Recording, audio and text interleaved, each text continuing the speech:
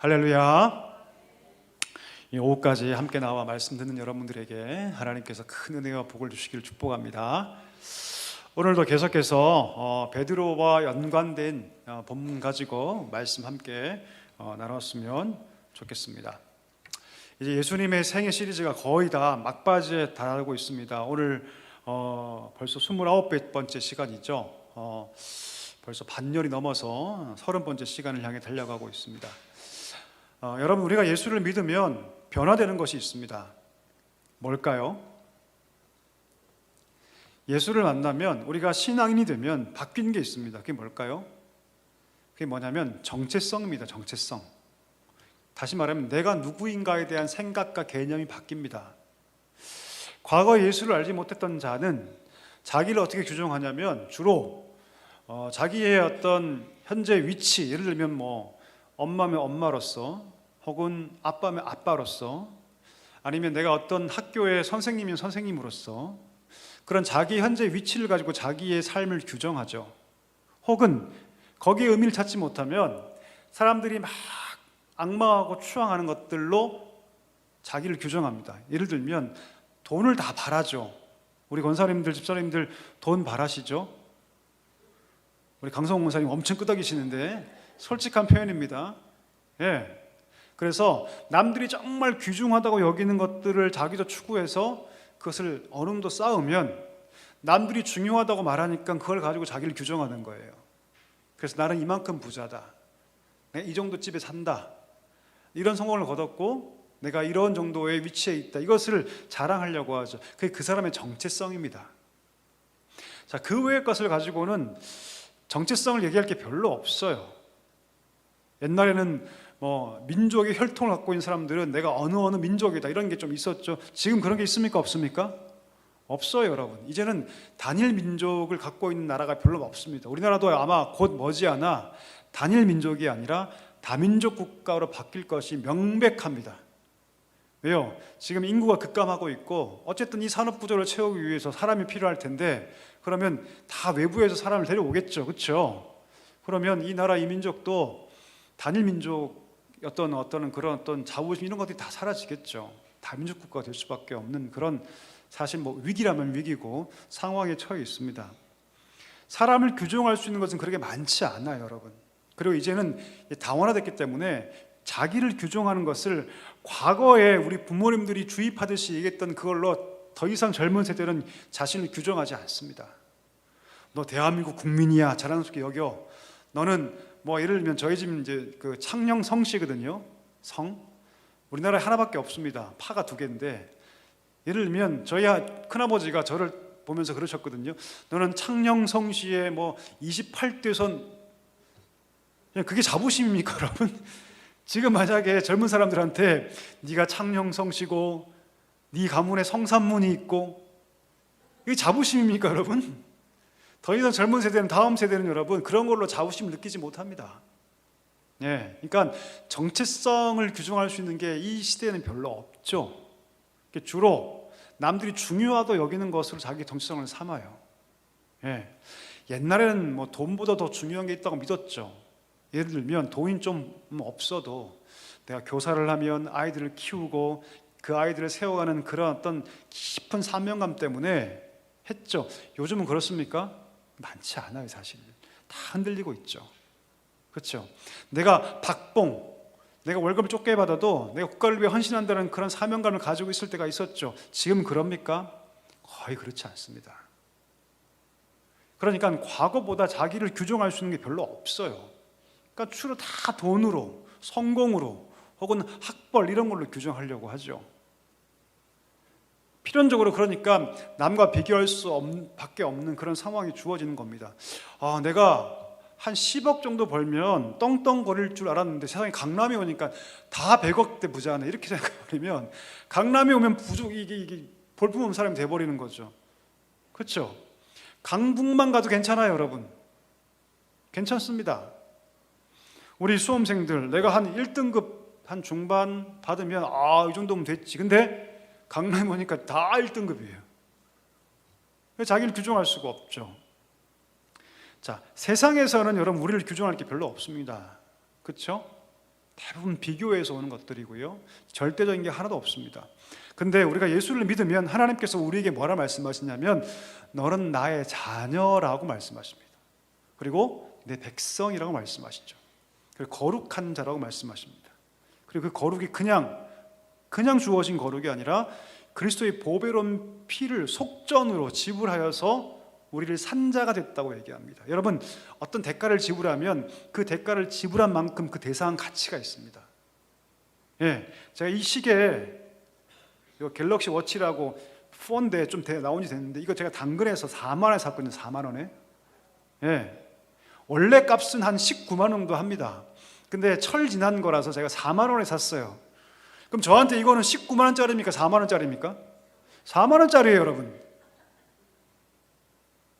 4만 원짜리입니다. 여러분, 남들은 저한테 이거 19만 원짜리라고 얘기하겠지만 저는 이거 4만 원 주고 샀거든요.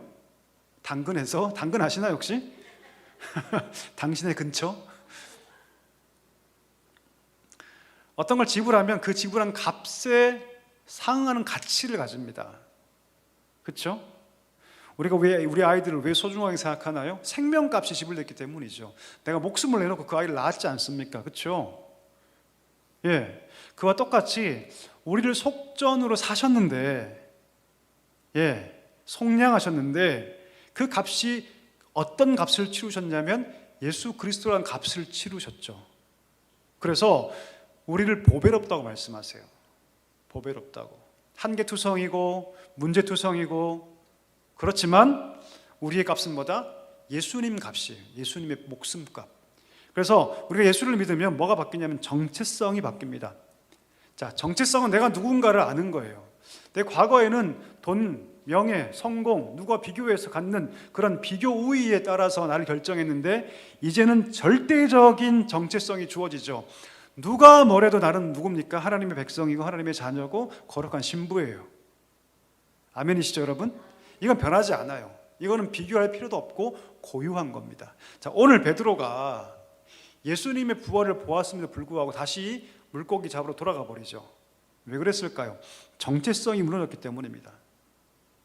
과거에는 엄청난 어떤 정체성의 열정을 가지고 있었어요. 그래, 나는 사람을 낳는 어부가 될 거야. 난 예수님의 수제자야. 이런 게 있었는데 예수님 3번이나 저주하며 부인함을 통해서 비록 부활도 보았지만, 예수님을 3번이나 만났지만 어떻게 해요? 정체성이 무너져 버리죠. 그리고 나 같은 사람은 그런 삶을 살 수 없다고 여기고 나는 기껏해야 그냥 물고기 잡는 어부 정도밖에 안 돼라고 다시 돌아가 버린 거예요, 여러분. 이 삶이 왜 무너지냐면, 왜 성도가 무너지냐면, 왜 사단이 우리를 공격하냐면 우리의 정체성을 공격합니다, 여러분. 네가 그것 그렇게 맨날 범죄하고 맨날 그 세상 좋아하면서 네가 어떻게 하나님의 사람이야? 네가 무슨 직분자야? 네가 무슨 목사야? 그때부터 완전히 곤두박질 치게 되죠. 오늘 베드로가 그걸 경험하고 있습니다. 정체성의 문제를 경험하고 있죠. 그래서 그는 예수님께서 부활하심을 보았음에도 불구하고 다시 옛날의 자신으로 돌아가 버린 것이죠. 그때 예수님 찾아오십니다. 그리고 그를 회복시켜 주시죠. 자, 뭘 회복시켜 주시냐면 정체성을 회복시켜 주세요. 너는 그런 존재가 아니다. 너는 그런 존재가 아니다.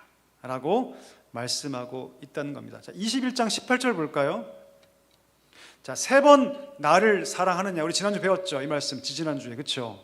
예수님께서 나를 아가페하니 물어보니까 베드로가 필레오합니다.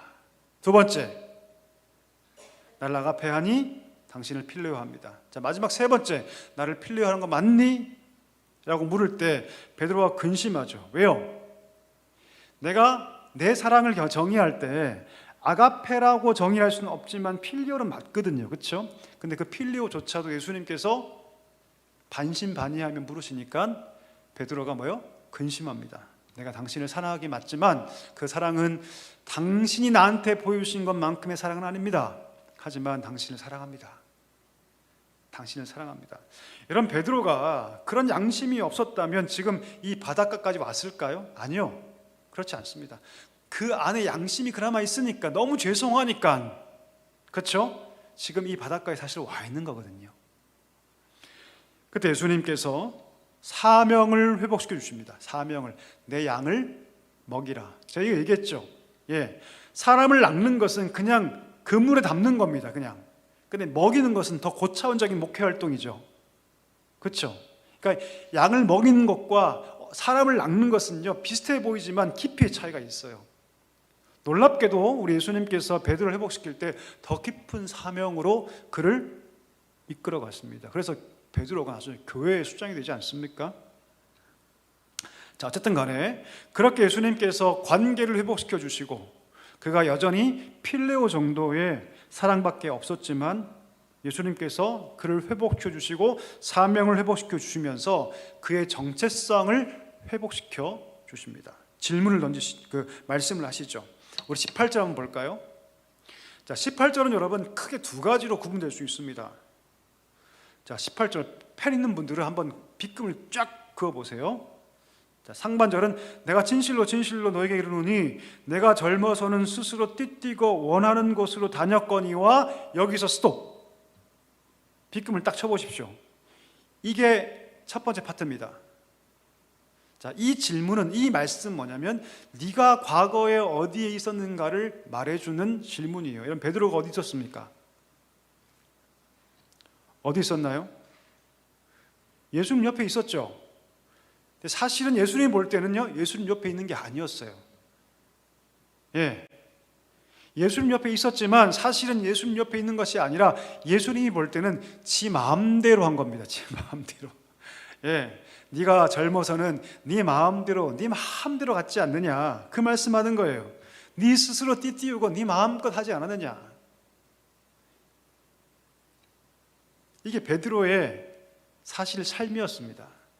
그가 제자였고 예수님을 따라다니는 것처럼 보였지만 예수님의 눈에는 마음대로 행한 것이었습니다. 이게 베드로의 인생 1막이에요. 자, 똑같은 질문을 우리 예수님께서 우리에게 던지시죠. 너는 과거에 어디 있었니? 지금 어디 있니? 이걸 우리에게 질문하십니다. 여러분, 신앙생활 오래 해도요, 이 인생 1막에서 끝나는 사람들이 많이 있습니다. 진짜 내 팔을 이렇게 벌리고 예수님께서 내 허리에 끈을 딱 묶으시고 이끄시는 대로 가는 것이 아니라 열정도 있고 헌신도 하고 심지어 직분도 받고 사명도 받았는데 베드로의 인생 1막과 같은 똑같은 삶을 살아가는 사람들이 있을까요? 없을까요? 예, 겁나게 많습니다. 예수님 볼 때는 여러분, 예수님께서 띠띠운 대로 가는 게 아니라 사실은 자기가 스스로 띠띠우고 자기 마음대로 행한 것이 될 수도 있다는 것이죠. 목회도 그럴 수 있어요. 여러분, 교회 주인 누구십니까? 저예요? 장로님들이십니까? 아니요. 교회 주인 누구시죠? 예수님이세요. 그러면 목회 어떻게 해야 합니까? 하나님께 물어보고 해야 되죠. 철저하게 물어보고 검증받고 해야 됩니다. 근데 그렇게 하지 않고 자기 생각과 자기 마음대로, 물론 열정 때문에 그렇게 하는 거죠. 교회를 사랑한다는 마음 때문에 그렇게 합니다. 근데 만약 그것이 하나님 뜻과는 다른 방향으로 자기 열심으로 목회를 한다면 베드로의 인생 1막과 똑같습니다. 여러분, 자기 스스로 띠띠우고 자기 스스로 원하는 곳으로 가는 것이죠. 이런 많은 사역자들이 있습니다. 베드로가 딱 그렇게 살았어요. 무리도 걷고 변화산에서 올라가고 다 했지만, 심지어 빈 무덤을 가장 먼저 확인했지만, 그러나 예수님 보실 때 그의 인생은요, 스스로 띠띠우고 마음대로 갔던 젊은 날과 똑같다는 것이죠. 이게 베드로의 현 주소였습니다. 자, 여기서 멈추지 않죠. 18절 보니까 이제 인생 2막에 대해서 예수님께서 말씀하시는데, 자, 인생 2막 보겠습니다. 자, 18절 중반부부터 빗근침 다음부터 읽어보겠습니다. 늙어서는 내 팔을 벌리리니 남이 내게 띠띠우고 원하지 아니하는 것으로 데려가리라. 자, 인생 1막에서는 네 스스로 네 마음껏 허리에 띠를 띠고 네 마음껏 다녔는데, 자, 늙어서는, 이 늙음은 뭘까요? 나이 듦을 뜻하지가 않아요. 그의 인생이 이제 무르익죠. 성령이 임하고 그가 하나님께 진짜 쓰임받는 종이 되죠. 자, 그때는 네가 어떻게 할 것이다? 팔을 벌릴 것이다. 팔을 벌릴 것이다. 여러분, 팔을 벌린다는 건 뭘까요? 여러분 언제 팔을 벌리십니까? 저기서 사랑하는 사람이 막 와요. 그럼 여러분 어떻게 합니까? 팔을 벌리죠. 팔을 벌리고 그 사람을 안죠. 자, 누군가를 안는다는 것은 뭐예요? 그와 내가 함께 살아간다는 뜻이에요, 여러분. 내 자녀를 안고 사랑하는 사람을 안는다는 것은 여러분, 팔을 왜 벌립니까? 내가 그를 수용하겠다는 뜻이에요. 아무런 적개심 없이 내가 당신을 온전히 받아들이겠다는 뜻입니다. 이게 팔을 벌리는 뜻이죠. 그렇죠? 근데 이 의미만 있는 것이 아니라 바꿔 얘기하면 성령이 이제 베드로에게 임하셔서, 과거에는 베드로가 들쭉날쭉 왔다리 갔다리 했는데 이제는 성령이 그 마음 가운데 충만하게 임하셔서 완전히 베드로와 하나 된 삶을 삽니다. 성령을 향하여 그가 팔을 완전히 벌려서 왔다리 갔다리 베드로가 아니라 죽음도 불사하는 베드로가 될 것을 말씀하는 거죠. 이게 팔을 벌린다는 뜻입니다. 근데 한 가지 의미가 더 있어요. 뭘까요?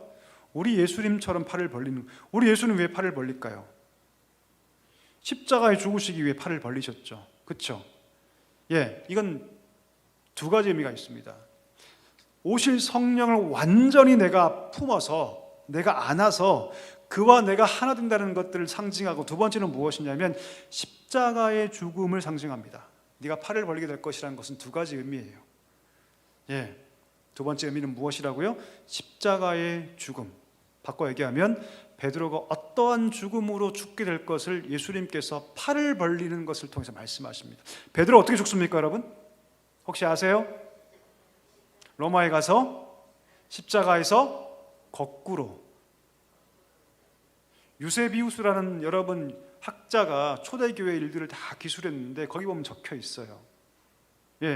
베드로가 스스로 십자가를 지기를 희망합니다. 그리고 자기는 거꾸로 달리겠다고 누가 얘기했다? 베드로 스스로가 얘기했어요. 자기 입으로. 왜 이렇게 했을까요? 예수님께서 그 바닷가에서 네가 팔을 벌리게 될 것이라는 것을 알고 있었기 때문이죠. 그리고 요한이 기록하잖아. 이것은 그가 어떻게 죽게 될 것을 말씀하신 것이다라고 요한이 해석하지 않습니까? 그렇죠? 그러니까 베드로도 알고 있던 거예요. 내가 죽을 때 어떻게 죽을 것이다? 십자가에 죽을 것이라는 걸 알고 있었어요. 누구처럼? 예수님처럼. 왜? 이따 보겠지만 나를 따르라고 말씀하셨거든요. 나를 따르라. 네가 젊어서는 인생 일막에서는 네 마음껏 네 마음대로 다 했지만 네 팔을 벌리리니 성령이 오셔서 너를 깨안으시고 왔다리 갔다리 인생이 아니라 온전히 그 죽음을 향하여 나아갈 수 있는 삶으로 변화시키시고, 그리스도가 내가 되고 내가 그리스도가 되어서 예수님처럼 팔을 벌리고 마지막 최후를 맞이하는 순교의 현장을 말씀하셨기 때문에 자발적으로, 그 책에 보면 여러분 베드로가 자발적으로 스스로 요청해서 그렇게 죽기를 요구합니다. 나는 예수님처럼 똑바로 십자가에 매는 거 감당하지 못합니다. 그래서 나는 거꾸로 십자가에 박히기를 원합니다 라고 누가 얘기했다고요? 베드로가 얘기합니다. 베드로 스스로. 이 말씀이 그대로 이루어지죠. 여러분 이 질문을 통해서, 이 말씀을 통해서 여러분 우리도 봐야 됩니다. 내가 지금 어디로 가고 있는가? 베드로는 여러분 이 말 그대로 끝까지 성령이 오셔서 그를 깨어나 주시고 팔을 벌려 성령과 그가 하나 되고 말씀하신 그대로 십자가 마지막 자리까지 베드로는 담대하게 걸어갔다는 것이죠. 우리는 어디로 가고 있습니까, 여러분? 제가 재밌는 얘기 하나 해드릴게요. 제가 고등학교 때 우리 교회가 막 그런 교회였어요. 막 안수하면 막 입신하고 이런 교회였거든요. 저는 입시를 못했습니다. 근데 하루는 너무 그게 힘들어서 가짜로 이렇게 누웠어요. 이렇게 제가 가짜로 이렇게. 목사님이 안수하시는데 너무 부끄러워서 다 누워있는데 저만 이렇게 앉아 있었거든요. 너무 힘든 거예요. 그래서 오늘은 그냥 눕자. 누웠는데 잠이 들어버렸어요. 제가 2시간 푹 자고 딱 일어났는데 저희 어머니가 뒤에서 이렇게 저를 쳐다보고 계시더라고요. 너무 기뻤던 거죠. 우리 아들이 드디어 누웠구나. 저한테 물어보시는 거예요. 아들아 뭘 봤니? 제가 거짓말을 했어요. 어머니 콜로세움이 보이는데 거기서 제가 순교를 당했습니다 막 그랬거든요. 저희 어머니가 뭐라고 했냐면 너는 순교의 사명이 있다 막 그랬어요. 이게 거짓말이었거든요. 사실은요. 제가 지어낸 얘기였어요. 나중에 제가 이슬 짓고 했죠. 어머니가 거짓말이었습니다. 어머니가 막 한탄을 하시더라고요. 여러분, 한탄을.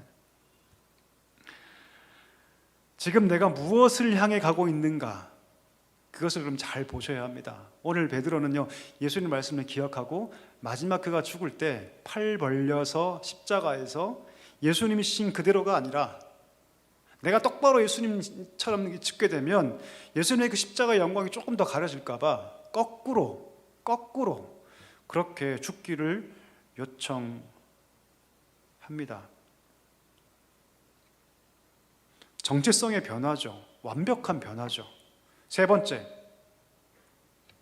무엇을 하고 있는가? 지금 베드로는 여러분 뭐 하고 있었습니까? 예수님 오기 전까지 물고기 잡고 있었습니다. 물고기. 부활도 보았고 말씀도 들었고, 아까 말했죠, 변화선도 경험했고. 이런 베드로는 다 1번이었어요.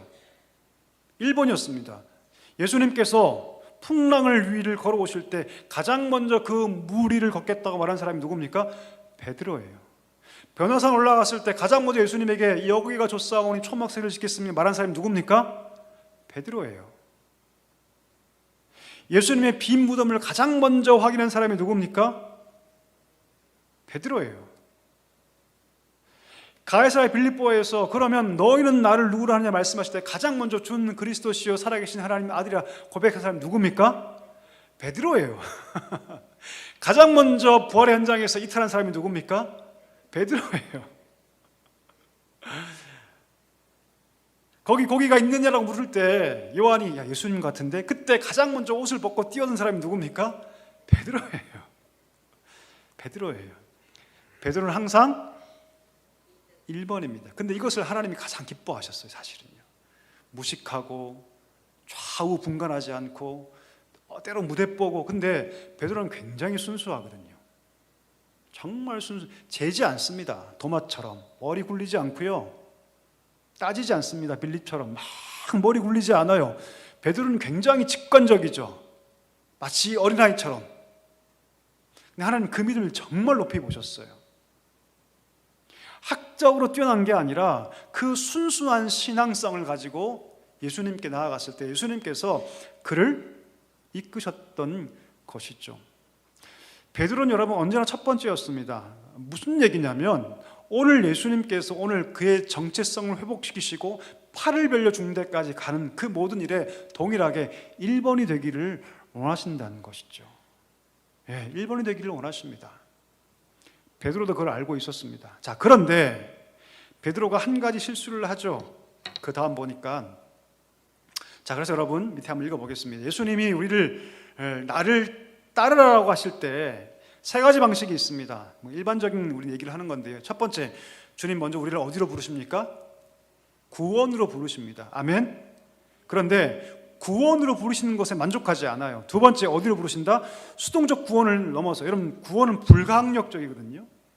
칼빈의 5대 교리 중에 가장 중요한 게 뭐냐면 불가항력적 은혜입니다. 하나님께서 지명하여 우리를 부르실 때 어느 누구도 거부할 수 없어요. 하나님 한번 생각해 볼게요. 할 수 없습니다. 하나님께서 지명하시고 부르실 때는요, 불가항력적입니다. 왜요?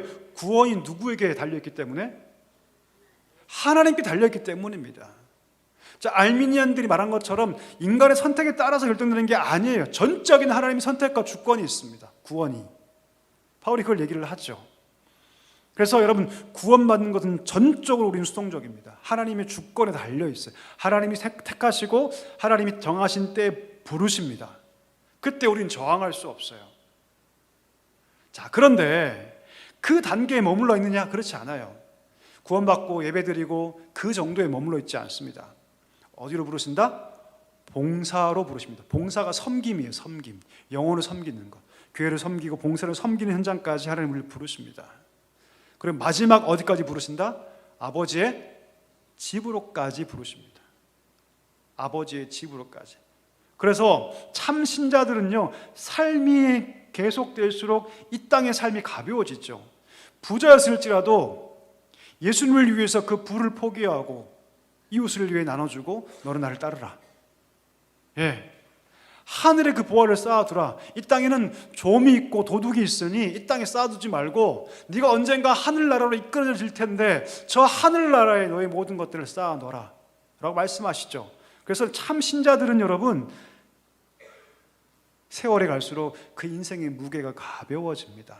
만약 누군가 신앙생활을 30년, 40년 했다면서도 여전히 더 큰 부가 더 매력적이 보이고 그것을 쌓으려고 한다면 아직 멀었죠.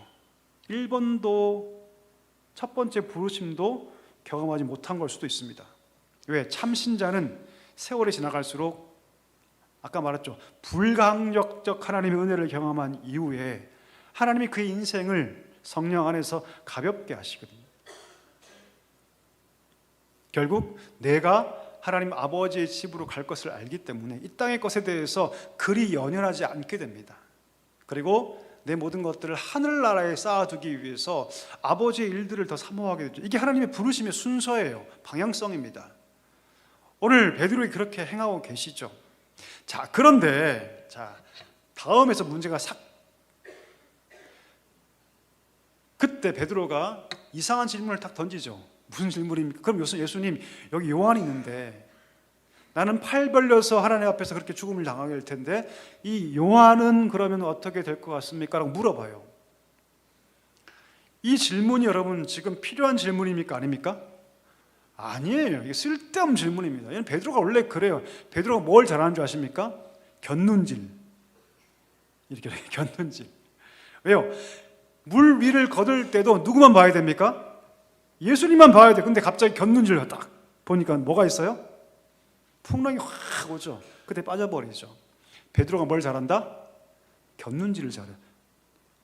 그거 하면 안 됩니다. 절대로.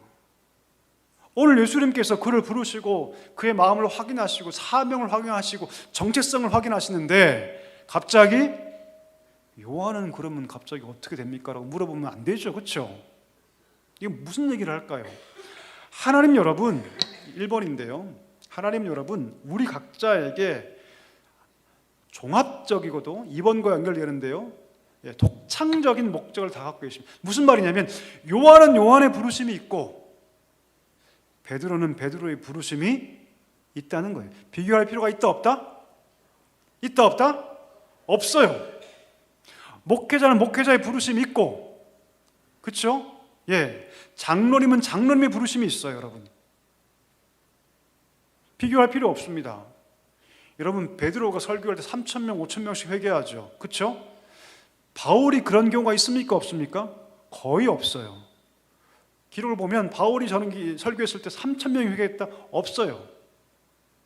바울은 여러분 이 건축가입니다. 건축가는 뭡니까? 하나하나 다 쪼개서 하나하나 연결 붙여서 탁탁탁 세워가죠. 그렇죠? 바울은 그래서 복음을 듣고 그가 들었던 모든 말씀들을 아주 교리적으로 체계 있게 말씀을 증거하게 나아가죠. 근데 여러분, 베드로는 그렇지 않습니다. 아주 운전적 설교가입니다. 그래서 그는 사람을 감화시키죠. 형제들이여, 부형들이여, 그래, 너희들이 당신들이 모르고 한 걸 내가 다 안다. 그러니 지금이라도 회개하자. 돌아오자. 하나님께 돌아오자. 너희가 죽인 예수를 하나님께서 그리스도가 되게 하셨으니 우리가 돌아가자. 3,000명이 회개해요. 그 자리에서. 바울은 그런 경우 거의 없습니다. 여러분, 무슨 말이냐면 비교할 필요가 있다 없다? 없는 거예요. 잘 가고 있는데 지금 삐끗 베드로가 옆을 보고 요한과 비교하고 있죠. 내가 그렇게 죽는다면 저 사람은 어떻게 죽겠습니까? 라고 잘못된 비교죠. 그렇죠, 여러분? 우리 신앙생활 하다가도 보면 우리 교회가 직분도 있고 그래서 비교할 그 때가 있습니다. 비교할 필요가 있다 없다? 내 길을 가면 됩니다. 하나님께. 아멘이시죠, 여러분? 내 길을 가면 됩니다. 하나님께서 나를 사랑하셔서 나를 불강력적 은혜 가운데 부르시고 내게 사명 주셔서 그 일을 감당하게 하셨다면 남과 비교할 필요가 있다 없다? 없습니다. 오히려 하나님은요, 작은 일을 충성되게 감당하는 자에게, 제가 설교했지만 하나님의 시선이 있습니다. 하나님의 은혜가 그 삶에 더 충만합니다. 비교할 필요가 1도 있다 없다? 없어요. 각자에게 창조적인 목적이 다 있습니다. 자, 그런데 공통적인 것도 있어요. 10번인데요. 공통적인 것. 그게 뭐냐면 오늘 베드로에게 최종적으로 하신 말씀 뭡니까? 19절 한번 읽어볼까요? 같이 있습니다. 본문 19절 시작. 이 말씀을 하심은 베드로가 어떠한 죽음으로 하나님께 영광을 돌릴 것을 가리키심이라. 이 말씀을 하시고 베드로에게 이르시되 나를, 이건 공통이에요 여러분. 이건 공통이에요. 나를 따르라. 이게 뭘까요? 이게 뭐냐면 예수님처럼 살아라 이 뜻이에요 여러분. 그리스도인이 되라. 간디가 한 유명한 말이 있죠. 간디는 여러분 약간 준 그리스도인 정도까지 된 사람입니다. 예수를 믿지는 않았지만 누군가 그에게 그렇게 얘기합니다. 왜 예수를 믿지 않습니까? 당신이 그리스도를 그렇게 존중한다고 얘기하는데, 당신이 그렇게 예수를 존경하고 따른다고 얘기하는데 왜 그러면 그리스도인이 되지 않습니까? 라고 물어봤을 때 간디가 이런 말을 하죠. 내가 그리스도를 진정 따르는 사람을 내가 만나게 된다면 내가 예수 믿겠다 이렇게 얘기를 해요. 내가 예수를 존경하지만 살면서 진정 예수를 따르는 사람을 거의 본 적이 없다 이렇게 얘기를 합니다. 참 씁쓸한 말이죠 사실은요. 그럼 그리스도인 된다는 것은 여러분 종교인을 얘기하지 않습니다. 주일날 성경책 끼고 앞에 가서 교회 예배드리고 오는 사람 정도를 얘기하지 않죠. 나를 따르라는 것은 무엇입니까? 예수님처럼 살아라. 베드로는 이걸 정확하게 알고 있었어요. 정확하게. 그리고 십자가까지 가죠. 왜요? 예수님이 거기까지 가셨으니까. 그러니까 내가 똑같이 예수님께 똑같이 십자가에 죽음 당하면 예수님이 십자가의 영광에 가려질까 봐 거꾸로 죽임을 당합니다. 거꾸로. 스스로 자발적으로. 내가 누군가, 아까 제가 정체성 얘기를 했는데 내가 누군가 라고 할 때 가장 중요한 정체성은 무엇이냐면 예수를 따르는 자, 그리스도인. 안디옥에서 비로소 그리스도인이라고 불림을 받았는데 예수를 따르는 자. 이것을 우리 예수님이 공통적으로 우리에게 요구하신다는 것입니다. 결국 베드로에게 너는 나를 따르라 말씀하시고 베드로는 평생 예수님을 따라갑니다. 그리고 마지막 죽음도 말씀 그대로 하신 그대로 그 말씀도 그 죽음도 그 말씀 그대로 성취함으로 이루어지게 된 것이죠. 이제 이 요한복음 더 이상 하지 않을 건데요, 여러분. 우리 각자에도 하나님의 부르심이 다 있습니다. 남과 비교할 필요가 없습니다. 주어진 그 일들을 열심으로 감당하면 됩니다. 그렇죠? 목회자는 목회자의 부르심이 있고 또 여러분 각자의 하나님 부르심이 다 있다면 그 길을 가면 됩니다. 하지만 공통적인 거, 그리스도처럼 주님을 따르는 사람이 되어야 한다는 사실을 우리 꼭 기억할 수 있게 되기를 간절히 소망합니다.